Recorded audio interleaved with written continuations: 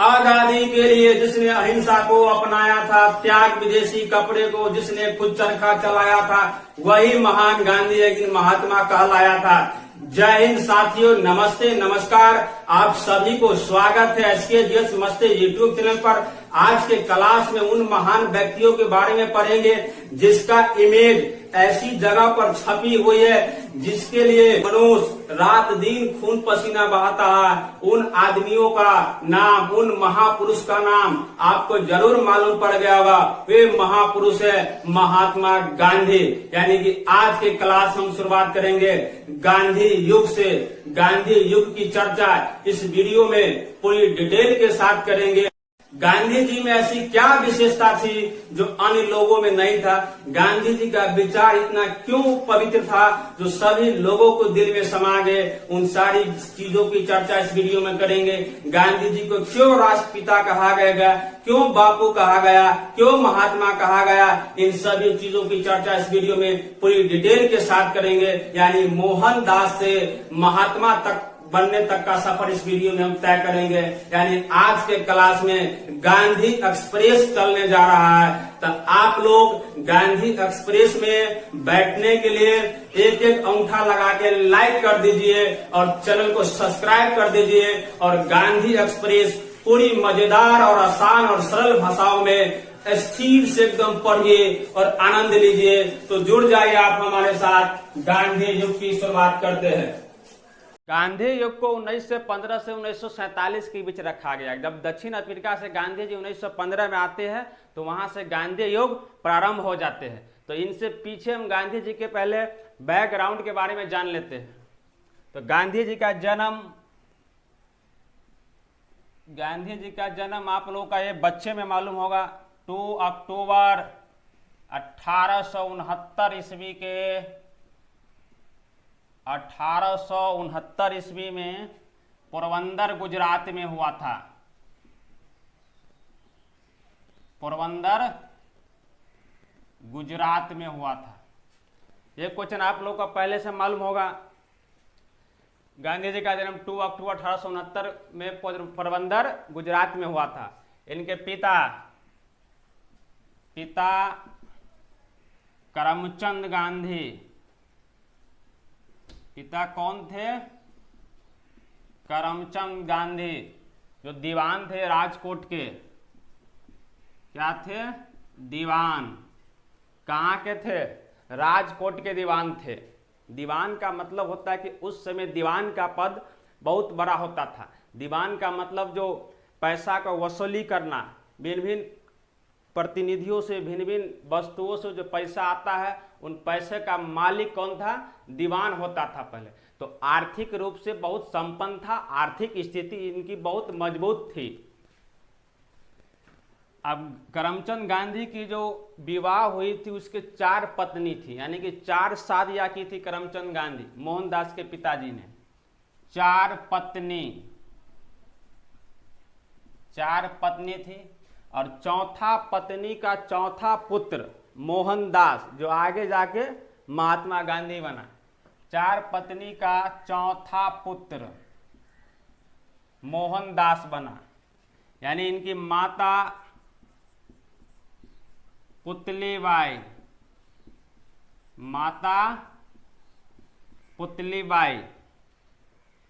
मोहनदास के माता यानी महात्मा गांधी के माता जी का नाम पुतलीबाई। इनकी पत्नी का नाम विवाह। मोहनदास का विवाह यानी उसकी पत्नी का नाम क्या था? कस्तूरबा गांधी।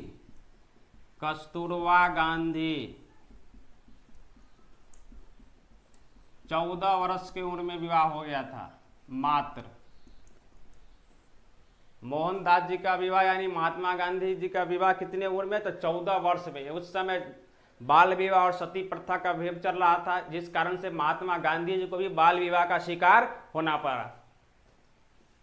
अब समझते हैं, यानी कि जन्म देख लिए, पिता देख लिए, माता देख लिए, पत्नी देख लिए। अब गांधी जी के 4 पुत्र। मोहनदास के कितने पुत्र? 4 पुत्र। पहला का नाम है हरिलाल, दूसरा का नाम है मणिलाल,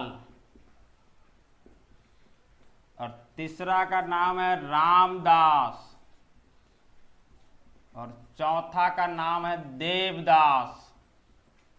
गांधी जी के 4 पुत्र, 4 बार बोलिए याद हो जाएगा।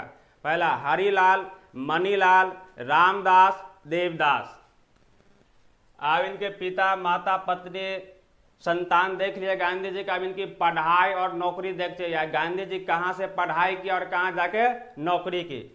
तो पढ़ाई देखते हैं गांधी जी की, शिक्षा।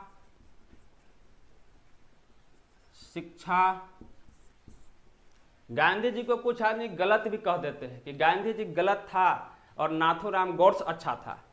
तो हम कहते हैं कि जो गांधी जी को गलत कहने वाले जो व्यक्ति है वो अज्ञानता है, उसके पास ज्ञान की कमी है।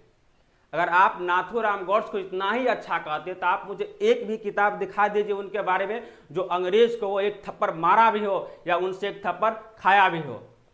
अगर नाथूराम गोड्स इतना ही अच्छा था तो क्यों नहीं उनका फोटो नोटों पर छापा गया, क्यों नहीं उसको भारत के राष्ट्रपिता कहा गया। ये सब अज्ञानतावश है। आप पहले पूरा वीडियो देखिए, पूरी सच्चाई जानिए, उसके बाद गांधी अच्छा है या नाथूराम गोड्स अच्छा है, उसके बाद ही आप लोगों का पता चलेगा। चलते हम टॉपिक पे चलते हैं। पढ़ाई, तो गांधी जी पढ़ाई लंदन से किया।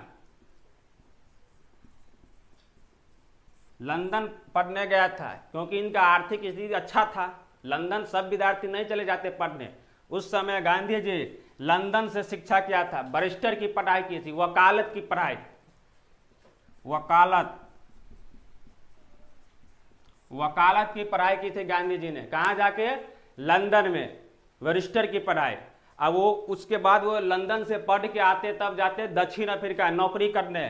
तो 93 ईस्वी में दक्षिण अफ्रीका जाते हैं गांधी जी। 1893 ईस्वी में, याद रखना,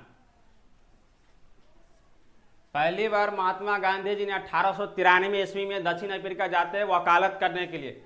यहां से एक क्वेश्चन आपका और भी बन सकता है। इसी ईस्वी में यानी 1893 ईस्वी में स्वामी विवेकानंद जी ने अमेरिका के शिकागो शहर में जाके भाषण दिया था। जब 1893 में पहली बार जब गांधी जी दक्षिण अफ्रीका जाते हैं तो जो ट्रेन में जो जाते हैं तो वो एकदम स्पेशल टिकट कटाते हैं, क्योंकि वकील था, वकालत किया था, तो एकदम एसी बोगी का स्पेशल टिकट कटाते हैं और जाके ट्रेन में बैठते हैं। तो उस समय क्या था कि दक्षिण अफ्रीका में रंग भेद की नीति चलती थी, यानी कि काले आदमी और गोरे आदमी में भेदभाव चलता था।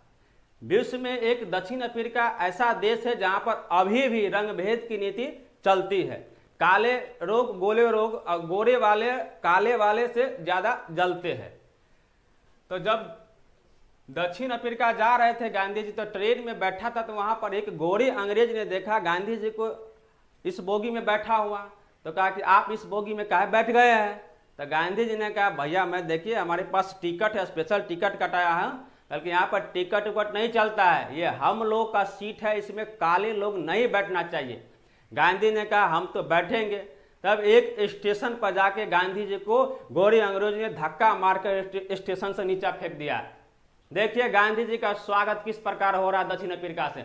सारी रात गांधी जी ने दक्षिण अफ्रीका क्या कहते हैं स्टेशन पर गवाया। उसके बाद उनके अनुसार जो ट्रेन आया, जो काले लोगों के लिए ट्रेन आया, उन ट्रेन में गांधी जी दक्षिण अफ्रीका जाते हैं। दक्षिण अफ्रीका जाने के बाद उन्होंने 2 आदमी के विचार से उन्होंने ज्यादा प्रभावित हुआ, 2 गो के विचार को ज्यादा प्रभावित हुआ। पहला रॉस्किन और दूसरा टॉल्स्टॉय। दोनों के विचार से ये प्रभावित हुआ कि देखा कि दक्षिण अफ्रीका में तो एकदम भेदभाव चल रहा है, रंग भेद की नीति अपना रही है, यहाँ तो और खतरा है।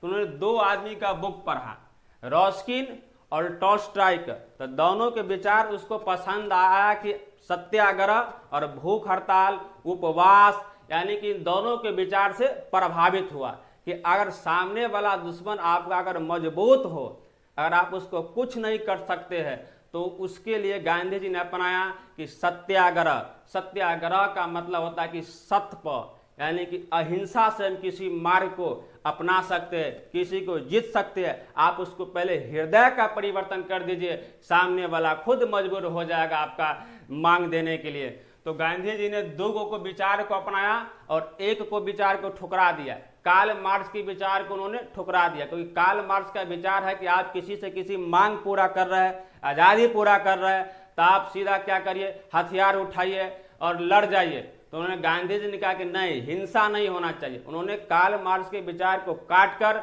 और रॉस्किन और लियो टॉल्स्टॉय के विचार को अपनाया। गांधी जी ने दक्षिण अफ्रीका में जाते हैं तो वहां पर पहला सत्याग्रह करता है, रंग भेद के नीचे सत्याग्रह। गांधी जी का पहला जो सत्याग्रह होता है वो दक्षिण अफ्रीका से होता है, सत्याग्रह। और उन्होंने एक वहां पर और काम करता है, फिनिक्स आश्रम की स्थापना करता है, फिनिक्स आश्रम की स्थापना। और इंडियन ओपिनियन समाचार पत्र का भी वहीं से प्रकाशित करता है। गांधी जी का दक्षिण अफ्रीका का पहला सत्याग्रह दक्षिण अफ्रीका में, यानी गांधी के जीवन का पहला सत्याग्रह दक्षिण अफ्रीका से शुरुआत होती है।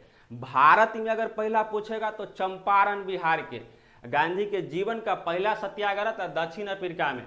और उन्होंने वहीं से एक इंडियन ओपिनियन नामक समाचार पत्र के प्रकाशित भी किया। और गांधी जी ने दक्षिण अफ्रीका से 1915 ईस्वी में भारत लौट आते हैं।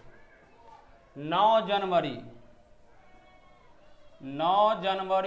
1915 ईस्वी को गांधी जी ने भारत वापस लौट आते हैं, क्योंकि 1914 में प्रथम युद्ध स्टार्ट हो गया था। गांधी जी ने सोचा कि अब हमको भारत में जाके कुछ मदद करना है, भारत देश के लिए, अपने देश के लिए मदद करना है।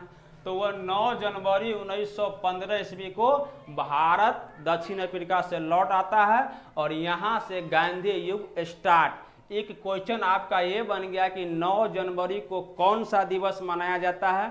तो भारतीय प्रवासी मजदूर दिवस, यानी कि भारतीय प्रवासी मजदूर दिवस कब मनाया जाता है? तो 9 जनवरी को मनाया जाता है। गांधी जी ने 21 वर्ष की अवस्था में जाते हैं दक्षिण अफ्रीका। 21 वर्ष यानी कि 21 साल वहां पर रहा गांधी जी ने। मोहनदास जी ने दक्षिण अफ्रीका में 21 वर्ष रहा, यानी कि 40-42 साल में वहां पूरा जवानी गांधी जी ने कहाँ बिता दिया? दक्षिण अफ्रीका में बिता दिया। उसके बाद 9 जनवरी 1915 के आते उन्होंने 1 साल कुछ नहीं किया। उनके गुरु जो राजनीतिक गुरु थे, गांधी जी के राजनीतिक गुरु थे, गोपाल कृष्ण गोखले, उनसे मुलाकात हुआ। यहाँ पर लिख देते हैं गोपाल कृष्ण गोखले। ये कौन थे? तो राजनीतिक गुरु। किसका? गांधी जी के राजनीतिक गुरु गोपाल कृष्ण गोखले। दुर्भाग्यवश ज़्यादा दिन नहीं ठहर पाए। 19 फरवरी को इसका देहांत हो गया। 19 फरवरी 1915 का देहांत हो गया। उसके बाद गांधी जी ने 1916 में साबरमती आश्रम की स्थापना किया। याद रखिएगा, क्वेश्चन से पूछता है। साबरमती आश्रम की स्थापना की। उसके बाद 1916 ईस्वी में क्या हुआ? गांधी जी ने लखनऊ अधिवेशन में भाग ले लिया। वहीं पर क्या हुआ? बिहार के एक अनपढ़ किसान जिसका नाम है राजकुमार शुक्ला, अनपढ़ किसान राजकुमार शुक्ला से मुलाकात हुआ गांधी जी को। कहाँ? लखनऊ अधिवेशन में। उसी समय अंग्रेज ने 1900 उस समय में क्या हुआ? अंग्रेज ने बिहार के चंपारण के धरती पर किसानों को अत्याचार कर रहा था कि आपको 20 कट्ठा में 3 कट्ठा नील की खेती, यानी कि 3 कठिया प्रणाली पर, 3 कठिया प्रणाली का मतलब होता है 3/20, यानी कि 20 कट्ठा को हमारे यहाँ 1 बीघा होता है भारत में।